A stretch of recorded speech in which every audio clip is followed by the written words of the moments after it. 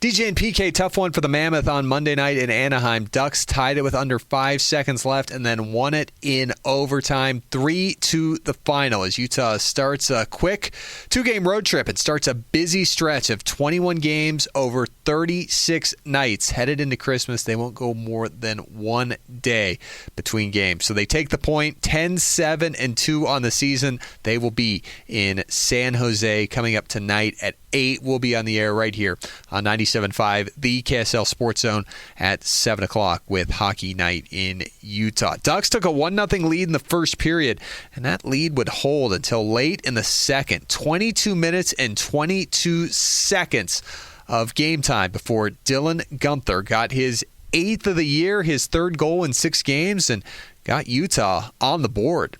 With a button hook move on Johnston, Schmidt pulls it to his backhand, now to his forehand. Pass across, one-timer from Guenther, and he scores! Dylan Guenther labels one into the back of the net, and it's tied at 1. And then Logan Cooley, just ahead of the halfway point of the third, took a great feed from Mikhail Sergachev and gave Utah their first lead of the night. Upstairs it goes, Sergachev, one-timer from Cooley, and he scores! Out of the slump and into the lead.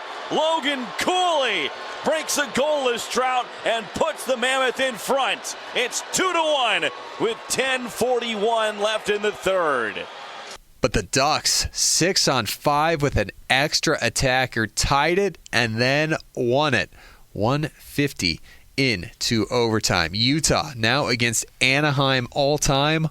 1 win, no regulation losses, and 3 losses in overtime or a shootout. 1-0-3 against the Ducks. 4 straight 1-goal game between the two teams. 3 of the 4 have gone past regulation, and Utah having a lead in all 4 games against Anaheim. Tough team to crack so far, and all time for Utah, but the NHL has had their struggles against the Ducks as well. Anaheim now 12-6-1 on the year, 6-1 at home. We heard from head coach Andre Turney after this one. Well, obviously we played good at 5-on-5. It's just frustrating the way it happened at the end. I think it's we lose one battle, and I don't think we gave up much before that chance and puck in the back of our net, and 3-on-3 that can go either way, and that's exactly what happened. We give up one rush and puck in the back of our net. We've talked about some of the youth like Gunnar and Cooley getting generated. Can you speak to their goals and obviously their performance tonight? Yeah, I like Cool's the way he played both sides of the puck. I think he stayed with it. He was composed, and I think he played a really good game. And happy for him, he got a reward. And Gunnar played good in the last couple of games and was no different today. He won battles, and he played with a lot of intensity. So it's good for him to get a reward as well. Was there just a little something that could have been done better to finish this game off and close it? Well, we didn't have our execution. I think we had a lot of possession, a lot of opportunity where we didn't connect on our play, we didn't execute. So I think our thought process, our inner work ethic, everything was good. I think we progressed during the game, and little thing we had to do to defend them. I think that part was good, but we'll have needed a little bit more execution. On the positive side, did you think the goaltending was pretty good in this? Yeah, I think it was a good game. I think if you look at the game, it was really a really good team, and we were nose to nose with them. It's an overtime game.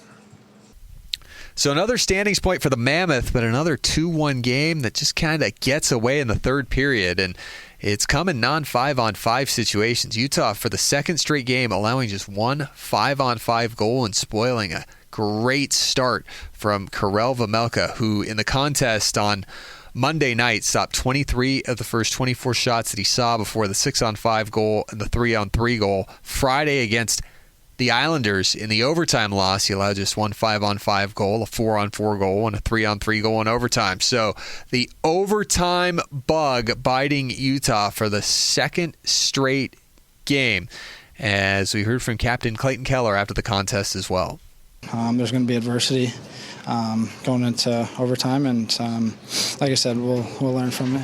What are some of the positives that you did see from this group, especially towards the late end of that game? Yeah, I think as the game went on, I think the lines got going. we had some extended zone time. We got, some more pucks than net. We, tried to, do our job on the track as much as we could. They're a fast team. They play really a skilled game, and they work hard. So I was, proud of how we did that. How important was the goaltending in this game? Yeah, Veggie's been great all year. He makes, key saves at, the right times, and, we love playing in front of him, and, got to do a better job for him on both of the, last goals. Did you think that the momentum in the game shifted? It seemed like they came out pretty strong, and then after you got a goal, things kind of took over a little bit. Yeah, I think it was back and forth, honestly. But yeah, there's going to be times in the game when both teams have some momentum, and it's what you do to try to break that momentum and get your game going.